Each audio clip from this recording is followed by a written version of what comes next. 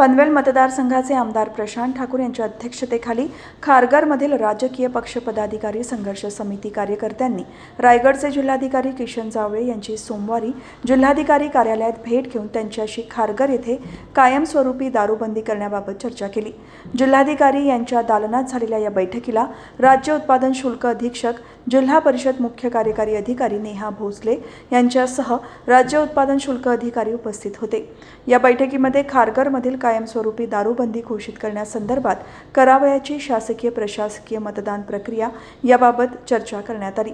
तसेच राज्य शुल्क अधिकारी व जिल्हाधिकारी रायगड यांनी उभी बाटली आडवी बाटली निवडणूक प्रक्रिया कशी करावी याबद्दल मार्गदर्शन केले।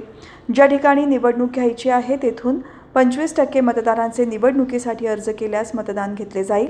विधानसभेची मतदार यादी या प्रक्रियेसाठी वापरण्यात येईल। निवडणूक प्रक्रिया जिल्हाधिकारी कार्यालयातर्फे राबवण्यात येईल असे जिल्हाधिकारी यांनी सांगितले। खारघर संघर्ष समितीला दारूबंदीसाठी आणि निवडणूक प्रक्रियेसाठी लागणारे सर्व प्रकारचे सहकार्य करण्याचे आदेश जिल्हाधिकारी किशन जावळे यांनी उत्पादन शुल्क विभागाच्या अधिकाऱ्यांना दिले।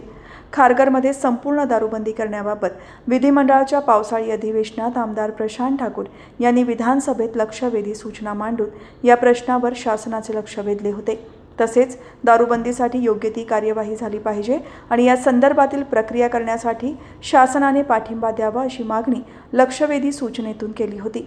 खारघर परिसरात दारूबंदी करण्याबाबत विहित प्रक्रियेनुसार निवेदन प्राप्त झाल्यास योग्य ती कार्यवाही करण्यात येईल असे उपमुख्यमंत्री अजित पवार यांनी आश्वासित केले होते।